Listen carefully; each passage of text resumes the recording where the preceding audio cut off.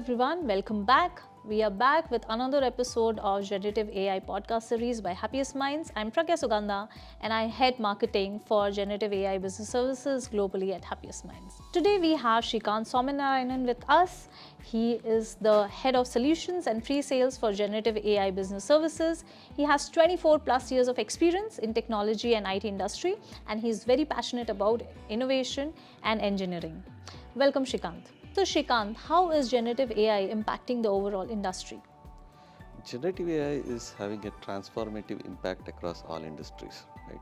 So we are seeing various use cases coming up around areas like customer support or field technician training and support, process automation, right? In the IT service desk space, we are seeing process automation coming up itself.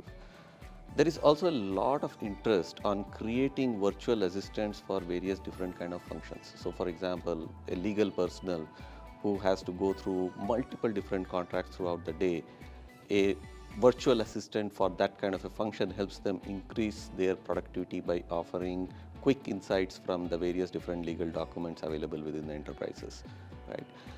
We are also seeing a very rapid evolution of the technology itself, right? Every 15 days there is something new happening. We are also seeing that AGL or artificial general intelligence would actually become a reality sooner rather than later, and which implies that AI is going to be a very important growth engine for all the industries. So Shrikant, tell me, what are the three areas where generative AI is making the maximum impact? So generative AI obviously has a wide range of impact on enterprises, right?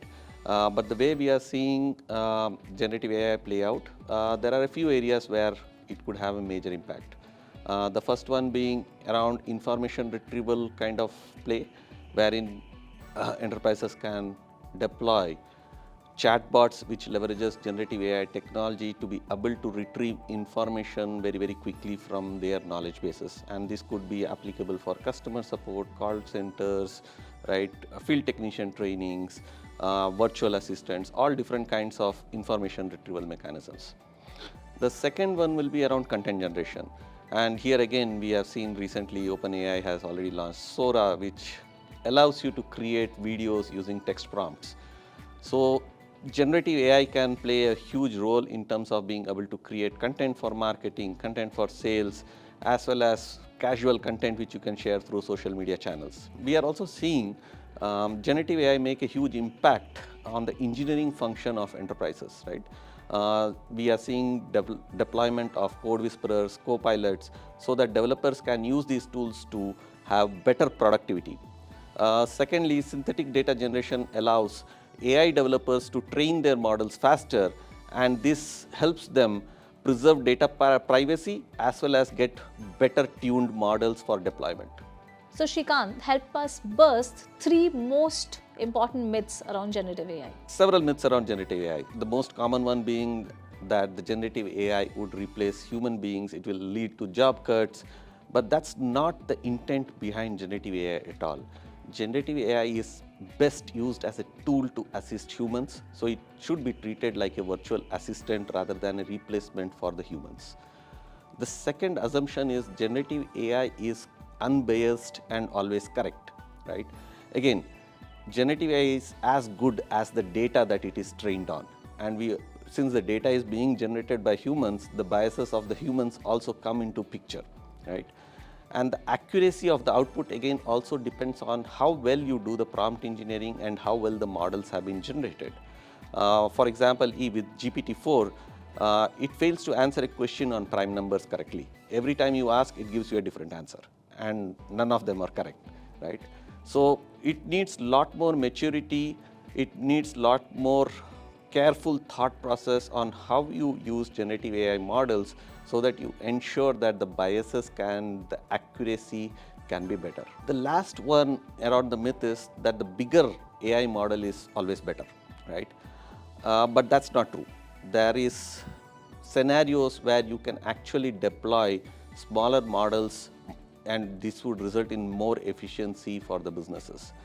Secondly, the business also needs to consider the takeoff between what are the computational resources required, what is the performance that they require, and what is the cost of generative AI models.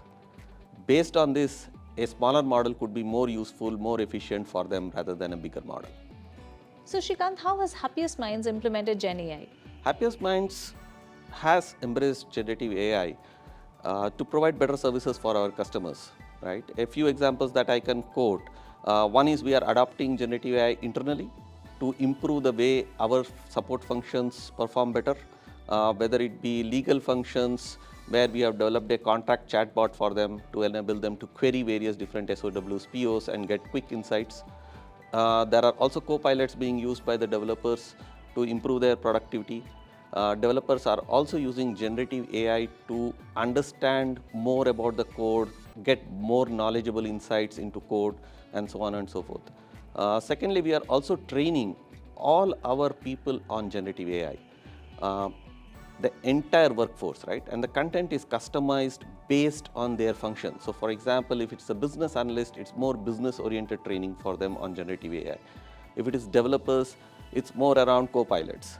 So with this, we are looking at building a huge pool of trained, experienced generative AI skill base so that we can provide better services to our customers. So Shrikant, in your opinion, how do you see the future of generative AI? The future is bright and incredibly promising. As I said, there is a new model being released every 10 to 15 days, right? For example, let's take Google. Google launched Bard. Bard was not very successful. Then they went into Gemini, which was a much better model. And recently they have launched Gemma, which is a smaller version and can be deployed on lightweight processing power, right? So it gives incredible power to the developers to be able to deploy generative AI based applications even on smaller devices. There are also companies working on putting these large language models onto your phone itself. So tomorrow your phone will become your interface to query with the LLMs.